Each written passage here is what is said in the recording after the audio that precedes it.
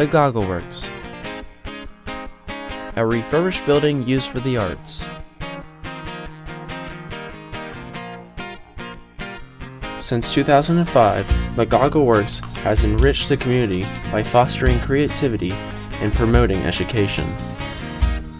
The Goggleworks offers a 145,000 square feet of dynamic space that includes classrooms, community meeting areas, a movie theater, a cafe, and 34 artist studios such as dance, music, photography, wood studios, ceramics, and jewelry.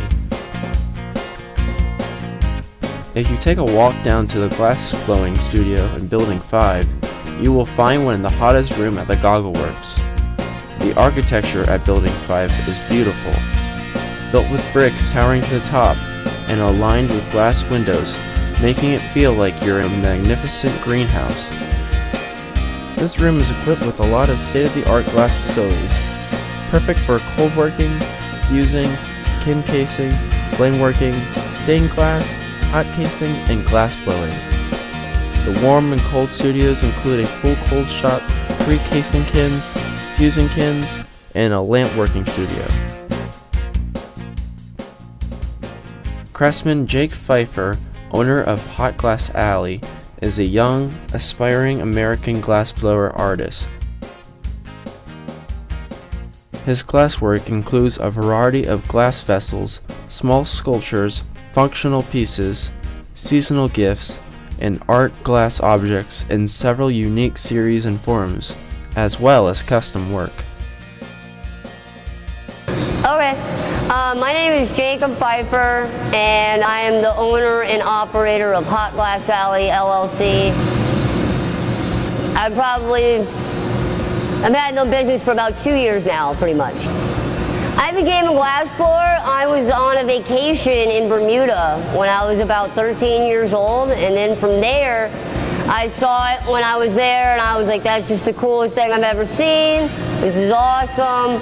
And then I started working in a production studio back in New Jersey where I live, and I was there for 4 years in high school, and then I went to Rochester Institute of Technology where I got my Bachelor's of Fine Arts in Glass and Glass Sculpture with Robin Cass and Michael Rogers as my professors. And then from there, I started working for different people and taking classes, and then just a little while, like I said, about 2 years ago, I started my own business. It's all about like practice, practice, practice, just like anything else, you know. Like, we make it look easy because we've done it many, many times. And like, just like anything you want to get good at, the more you do it, the better you're going to be at it. The more you research the topic, the better and more you're going to know about it. It's the same thing. And then you also have to be able to be a good salesman. You have to have like good conceptual work, good quality in your craftsmanship, you know, and just be able to be a team player because this is not a one-person kind of a job. I rely on 2 guys that I have help me a lot, you know, one in particular almost every day, the other one's usually maybe 2 or 3 days a week. You know, so there's a lot of things that go involved in being successful in this business. And you gotta be able to withstand a whole bunch of heat. You know, it's very hot in the hot shop. That's why they call it that. What sort of things do you like to create? Oh man, there's 2 different styles of glass blowing that I really favor. There's the Venetian, the Italian way of blowing glass, which they make things very elegant, very thin, very lightweight. And I like that style of blowing glass because it's technically challenging, you know. They did it out of necessity back in the day, where now it's like if you can do it, it says a lot, you know, or whatever. So that's cool. Like, and then the other way of blowing glass is the Swedish style blowing glass. So they like to use it for their big optical quality. The thickness of the glass means a lot. And these guys would just manhandle it, and they would throw it around and push it around. Where the Italians are like, the less you touch it, the better. So both of those styles of working with glass are total opposites, but they both have their beauty in it, and they're both very difficult. I'm not a very big guy, so the Swedish thing is like hard for me because it's heavy, where the Italian way, if I look at it wrong, it's gonna break it. What sort of precautions do you take when handling glass? All right, well, It's called a hot shop for a reason. So the basic rule when you enter the shop is everything could be potentially like really hot. So when you're picking up a tool or you're like somebody's handing you something, you're very cautious and you're very vocal about it. So you're like, it's hot here, man, grab it behind my hand. Or like, it's not that hot, but still be careful. Or I just warmed these up, so don't grab them here. Something like that. You know, we're always warming up the hand tools. We're always transferring things to each other. And it's all about communication and just knowing where you're supposed to be in the lineup of things when you're blowing glass together. A lot of talking. If you're not talking, there's issues usually. Who's your role model? My role model would be, I guess it's a number of people. My professors from school, Robin and Michael. I admire them both a lot. And then there's guys in my field that do the same kind of work, like I said, the Venetian style blowing glass and the Swedish style blowing glass. So that company, Costa Boda and Orifors, and then Kenny Pieper would be my biggest role models in the glass world. And then my parents and my teachers. You know, I look at my mom and dad and how hard they've worked in life, and I want to be able to do that too with this. But I admire their work ethic. My teachers and like my parents, they both have gone above and beyond. Kenny, those guys over at Costa Boda, they wouldn't be around for hundreds of years if they didn't do something right. How do you see yourself in 10 years? We'll still be working on my business. Hopefully I'm pretty sure I'll have the facility, my own hot shop, my own space, my own building. I'll probably be living in the South where I was born. And just continuing to run a production wholesale business. And then I make my artwork for myself, like those things I was telling you about, like the goblets and the big bowls, and those things that really challenge me.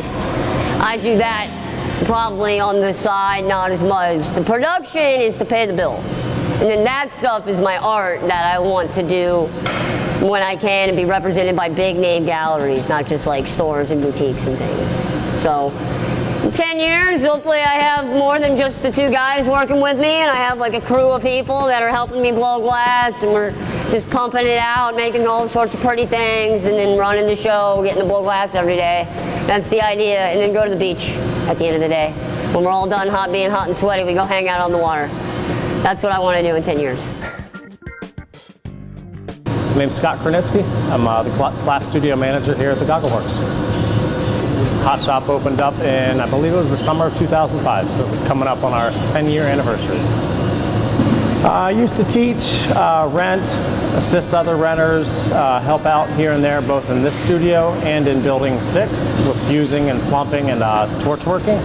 And they decided to close the hot shop down. I think it was the winter of 2009, and reaching out to other privately owned glass studios, kind of figuring out how they could run it more efficiently, better, so it didn't lose quite as much money. And a lot of, I guess, consulting a little bit, and really wasn't seeking out the position, but it became available, and I started here in summer of 2010.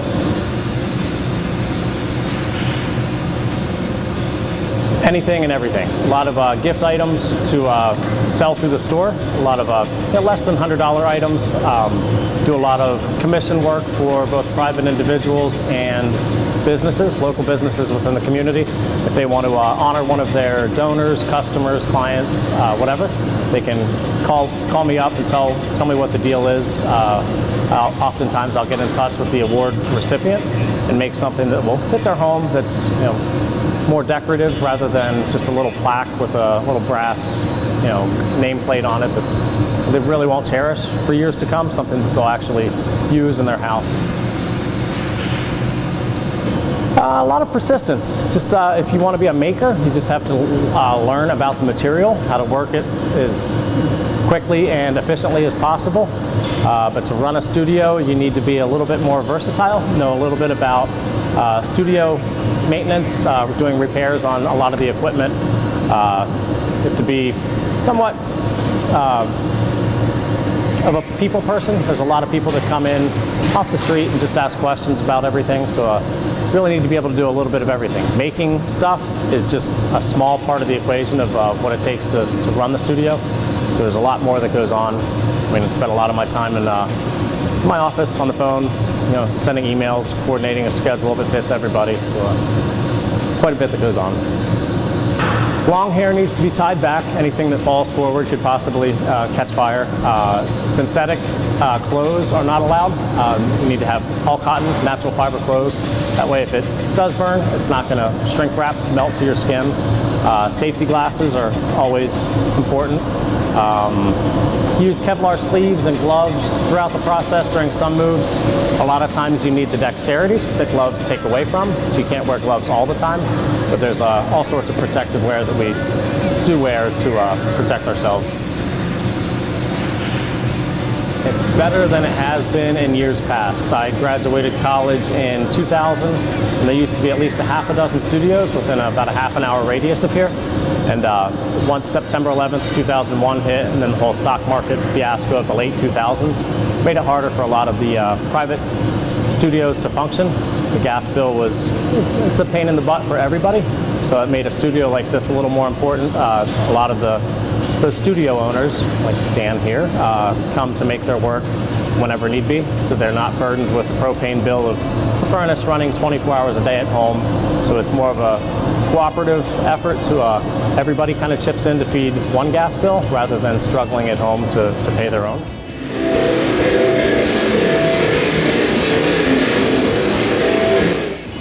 In 10 years, a lot grayer, probably a lot fatter, and a lot older.